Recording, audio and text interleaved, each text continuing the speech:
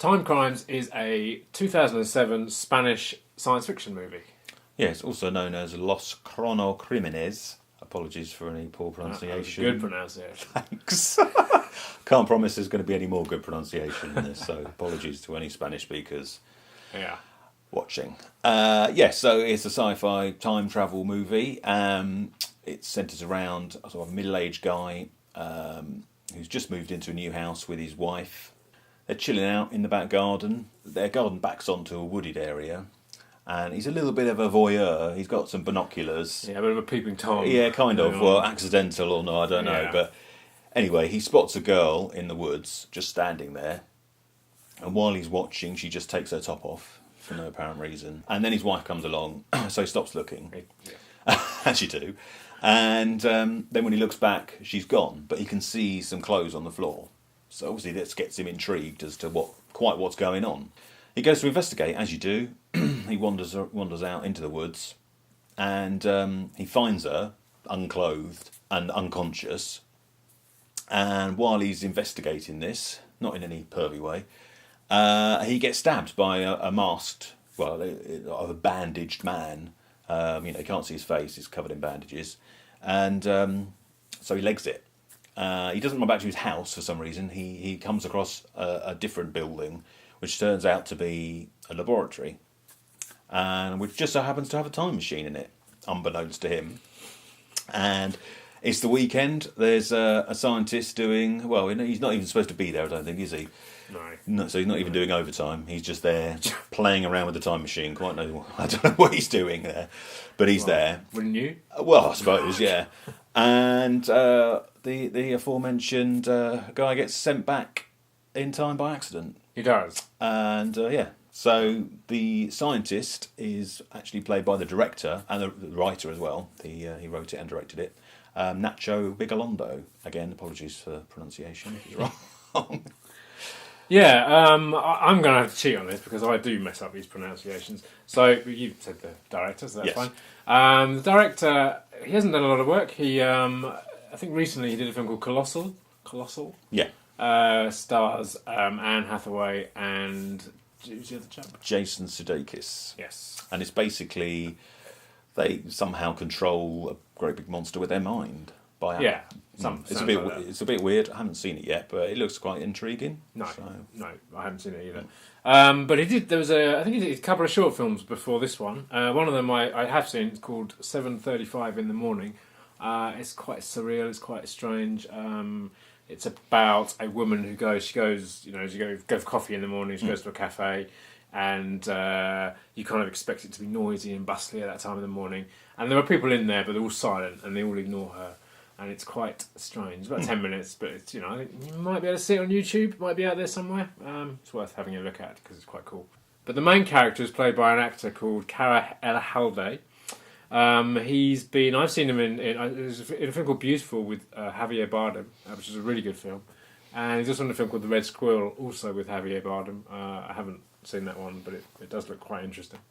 And his wife, Karla, in the film. Is it Karla? Mm-hmm. She's played by Candela Fernández. Again, may have done TV work there. They're quite... I think, the few actors that are in it mainly do Spanish TV stuff, I think. And the girl that he spies on at the beginning of the film is played by Barbara Goenaga.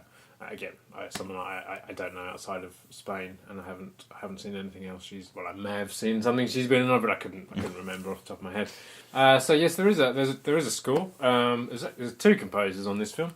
There's a chap called Chucky Namanera, and a guy called Eugenio Mira, and he's quite cool because he's actually now a filmmaker himself. He made a film a couple of years ago called Grand Piano, which starred Elijah Wood and John Cusack. Oh, right. Seen that? No. It's basically like phone booth in a concert hall. Okay. It's about a guy who's playing a piece of music on the piano. So if he stops playing, does the piano blow up? No, if he stops playing, someone shoots him.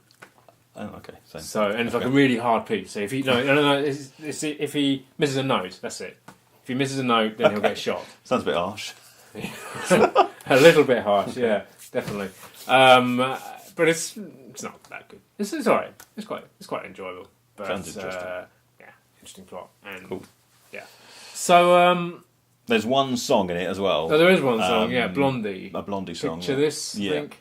Which is basically heard in the background on a radio, but because it's a time travel film, you hear it in different places at the same time. So I think whether it is used for this purpose, it certainly helps you understand when things are taking place, so when events are happening at the same time. So yes, what do we think of the film? Do we like the film? I love it. Yeah, it's a really great little time travel movie. I mean, time travel movies are usually a lot of fun, and this one is no exception.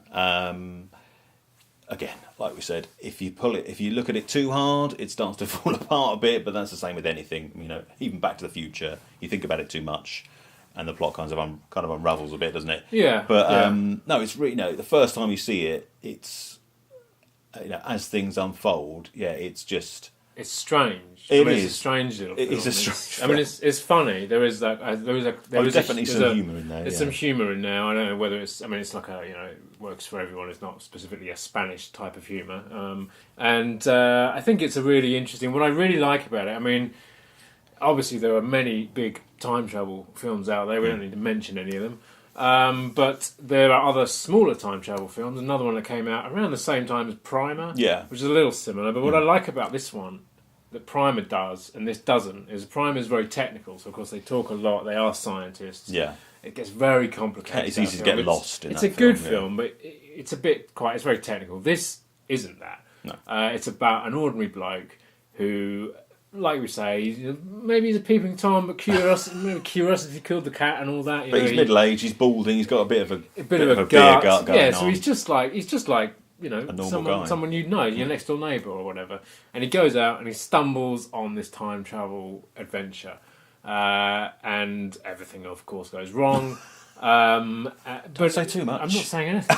It's fine. It's quite creepy. As you can see from the cover, you've got that guy in bandages. And it almost looks like a horror film, which it isn't really. But it is creepy at first. When you see that character. Yeah, definitely. It's definitely got rewatch value, I think, because once you know what happens, it's interesting to watch those scenes with the knowledge you have. Yeah, exactly. Of how it pans out. Definitely. Where can you see it? If you want to watch it, it's widely available on DVD. You got it on DVD? Here it is. You can get it in the UK if you're in the UK. It doesn't have any features. I think it's got a trailer on it. That's it. I picked up off eBay. I got the American version, which has got a few extras on it. It also has. It's a special blockbuster edition. Remember them? It's got the film in the chronological order, which, to be honest, it doesn't make a lot of sense in order. I haven't seen it in order. No, have you watched it in order? I started to, and it doesn't make a lot of sense, really, because you don't know why things are happening. And because it hasn't been constructed there in that way. Exactly. No. So, I mean, it's similar in the way that the Memento DVD had the film in the correct order, but that's slightly different because that is a series of events, whereas this is things happening at the same time because it's a time travel film. So it doesn't... it's an interesting extra to have, but it doesn't really add anything. It makes it confusing, to be honest. So there you go. So, I mean, it is available on Blu-ray in, I think, Germany has got a rather nice edition, but no good if you don't speak German or Spanish, because it doesn't have any English subtitles or anything English on it, unfortunately. No. So, no Blu-ray if you're not German or Spanish, unfortunately. So that was Timecrimes. And if you haven't seen it, then go and try and check it out somewhere. If you have seen it, obviously give us a comment or like or subscribe. Any of those wonderful things. Yep, do all those things. Yeah, we've got Twitter. Yeah, our Twitter link and Facebook link are down below as well. Yeah, we're on there now, so come and join us on there. And when the new videos are up, you'll see them pop up. You will on your feed. Yeah, like a wonderful gift that just doesn't stop Never giving. Stops giving. Yeah. So thanks for watching, and thanks for watching the other videos. If you've seen them, if you haven't, go and watch them now. Yeah, do that. What else are you going to do? Exactly. Yeah. And we'll see you next time. Yeah. Bye for now.